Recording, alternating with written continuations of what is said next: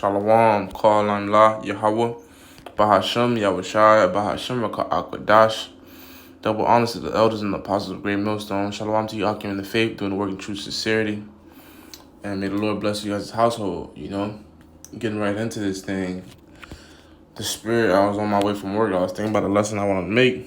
And I want to speak about this man of blood because as I was going on my timeline to find some inspiration to do a lesson, of course, the inspiration first and foremost from the Lord Yahweh, Bahashem Yahushai. Secondly, I was scrolling and I'm trying to think again, what was Esau Edom doing, man? He was doing something that was pertaining to blood, and it just made me think, man, like this man is obviously a man of blood. And I want to go to Revelation real quick, bear with me. And everything about him is bloody, his skin is translucent, therefore, he's lack of hue, and you can see straight through him, and you can see the redness, which is pinkish, That is, it don't stop there, man. This man, now I just remember what he did. Esau Edom, what did he do? He was killing these animals, but I'm trying to think about how he killed the animals. He was hunting, but it was way out of left field, though. Like he was doing some unnecessary killing. But I'm going to read Revelation 12, verse 12 before I continue on. Therefore rejoice, ye heavens, ye that dwell in them, destruction to the inhabitants of the earth and of the sea. It says woe, but I use the word destruction. Woe to the inhabitants because the word woe means destruction. The Bible speaks about woe. Third woe coming to pass swiftly. 2 woes have passed, the third one cometh quickly. That's World War III. That's destruction. Woe to the inhabitants of the earth and of the sea, for the devil, false accuser of thy brethren. That's what that means. I'm going to go to that definition, matter of fact. I'm going to go to Revelation 12 and 12 in the blue letter. Bear with me. When you click that word devil in the blue letter Bible, it goes into the Greek word diablos, meaning prone to slander, slanderous, accusing falsely. And who's he accusing? He's accusing the Israelites, man. Saying, look at their sins, while he's putting forth the sins for us to take, while he's laying that snare and that trap. For the devil is come unto you, having great wrath, because he knoweth that he had but a short time. So when Esau Edom, when he understands, or when the Lord puts in his mind that his kingdom is coming to pass, that his kingdom is running out of time, because every great kingdom averages about 250 years, and Babylon the Great is at, just to double check, I'm pretty sure it's at 247, but I'm going to double check. Babylon is 247 years old this year. 4th of July made it 247.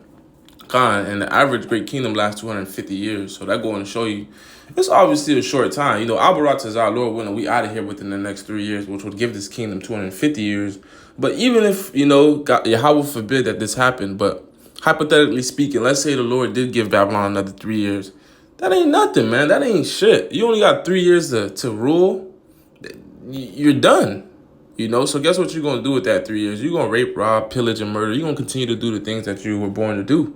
You're not going to refrain. You're not going to, at the end, if you're a nigga, you're a wicked nigga, like Esau Edom, you ain't going to wild out here and then, decide to repent and change your ways, man. They going to keep wilding out, man. They going to amp it up.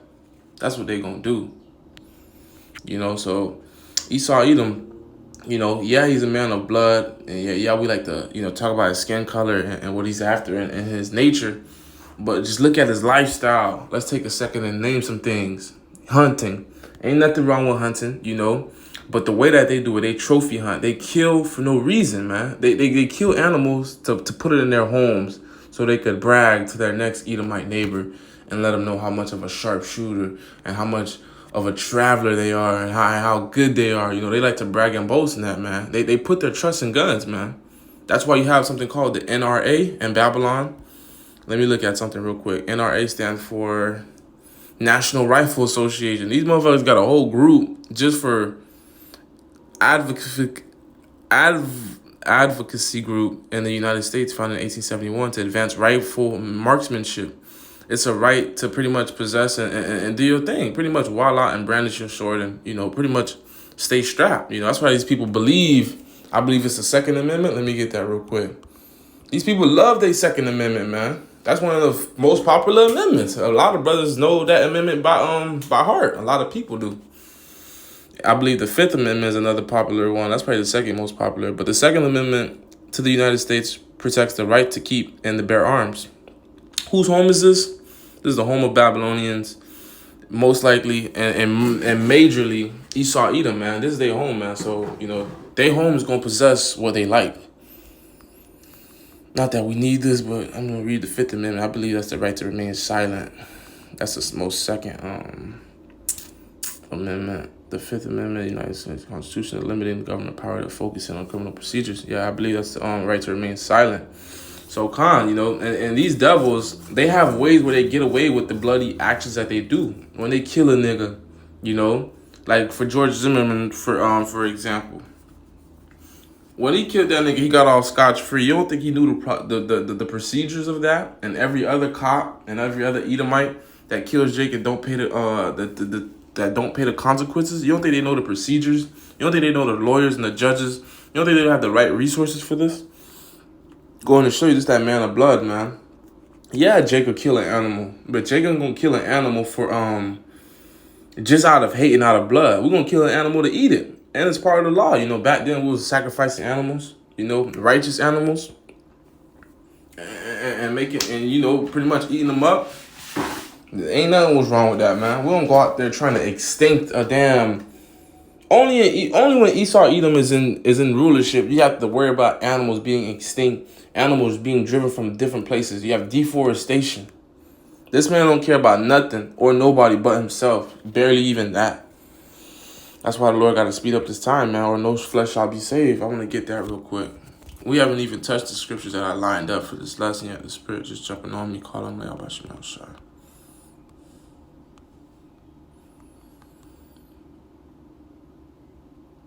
Matthew 24, verse 22, and except those days should be short. What days? The days that we're in now. A lot of people like to talk about, oh, my grandma said this, or it's going to be in my grandkids' time. All right, you keep putting forth what's going to happen, man. You're going to end up like the people that died in the wilderness, the people that lack faith, man. Not everybody going to make it, man. There should be no flesh saved. There should be no flesh be saved, but for the elect's sake, the days shall be short. So you have the earth spinning faster and time's going quicker. And scientists are letting you know this. Timekeepers are letting you know this. The doomsday clock preppers are letting you know this. I believe with the doomsday clock, let me check real quick. Current time on the doomsday clock is 90 seconds till midnight. So it's wraps, It's wraps. A lot of you brothers, I'm sure you guys know what the doomsday clock is. It's pretty much a correlation of weather, extinction, pollution, war talk, pretty much like everything in one, like how things are going. And as you can see with the doomsday clock, a lot of things ain't going good, man. The only, which was really of the Lord, the only good thing that we have here and that Esau Edom has put something in place is giving us freedom of speech, man. Giving the prophets, breathing room to do their thing, man, without repercussions. But of course, like I said, that's really of the Lord, That's the only thing you can give this damn wicked kingdom credit for. And really, that shit kind of threw because now you have women just talking out of their behind. You got anybody saying anything that they want, man. Everybody got a podcast. Everybody's a podcast prophet. So that kind of, it's a two-edged, kind of fucked up on that one. They should have put some... They should just let the men of the Lord speak and everybody else, they got to pay to talk, 1 Timothy chapter 1, verse 9, knowing this, that the law is not made for a righteous man. Why does it say that? Because the righteous man, he has it embedded in him. The righteous man, he's walking uprightly, it's almost second nature to him. Not that it's not made for him, not that he don't need it. It's just, it's under his belt, man. Like brothers say, they rooted in the faith at times. But, this is what we strive for it, man. We strive for the laws to be written in our inner parts, for us to never go off again. Continue on, 1 Timothy 1:9. Knowing this, that the law is not made for a righteous man, but for a lawless and disobedient, for the ungodly, and for the sinners, for unholy and profane, murderers of fathers, murderers of mothers, for manslayers, for whoremongers, for them that defile themselves with mankind, for men stealers, for liars, for perjured persons. And if there be any other thing that is contrary to sound doctrine, bam. That's right. So you don't feel like, if you don't have the 100% truth, if you're not fervently speaking about these prophecies that are coming to pass, having faith in them, having faith in the Lord, with these different things coming to pass, you got to study the law more, man. You got to dive into it. Speaking of myself first and foremost, I got things that I struggle with, So therefore, we keep toiling this thing. To back that up, bear with me. If you obeying the law, the law is a guide on how to live, man. So if your spirit already knows right from wrong. It's like your spirit already knows right from wrong. God. Galatians 5:18. But if ye be led of the Spirit, ye are not under the law. Romans chapter 2, verse 14. For when the Gentiles, which have not the law, do by nature the things contained in the law, these having not the law are a law unto themselves. That's right. Verse 15, which shew the work of the law written in their hearts, their conscience also bearing witness, and their thoughts the meanwhile accusing of one another. That's on point, because guess what? Jake might not be in the truth. Jake might be a whole 2/3. But guess what? Jake could say, they gotta pray, they gotta go to church, they gotta pray before they eat. Thank the Lord, he got me out of this situation. What else will Jake do? That's righteous, for per se. Usually Jake's so damn wicked, you gotta think about those righteous things that Jake do. But Jake do got that zeal, like it speaks about in Romans chapter 10, verse 2, Jake just off, man. Jake just through out here, man.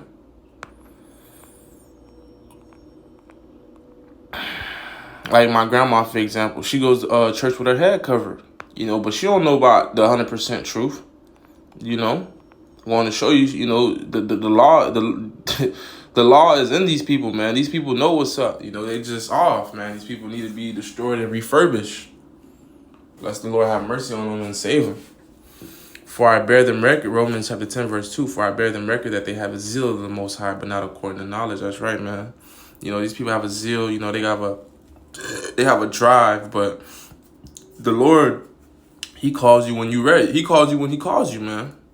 The Lord gives you pastors according to him.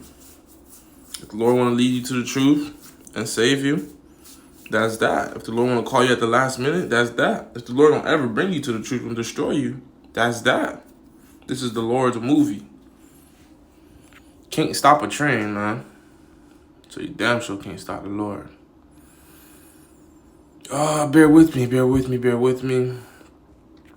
Calm, man. So, if no judgment was set, lawlessness would rule, So if you didn't have these laws put in place, this place would be like a jail cell. Not even a jail cell, because a jail cell has some sort of rule, and there's some sort of although it is a lot of chaos in there, they do have a lot of different sort of orders.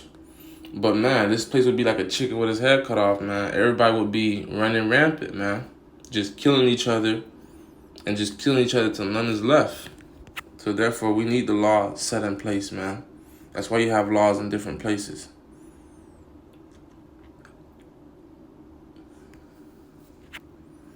A false Proverbs 11:1. A false balance is an abomination to the Lord, but a just weight is his delight.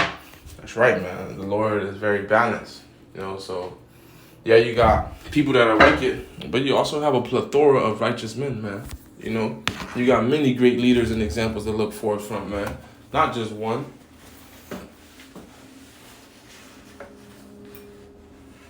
Come on, man. So that's why a lot of judgments about to be, set in place. So when we get into our next life in the heavens, motherfuckers know, hey, you know, under the Israelites, you gonna listen and you gonna follow, because it ain't nothing to decimate you with some nuclear fire, you know.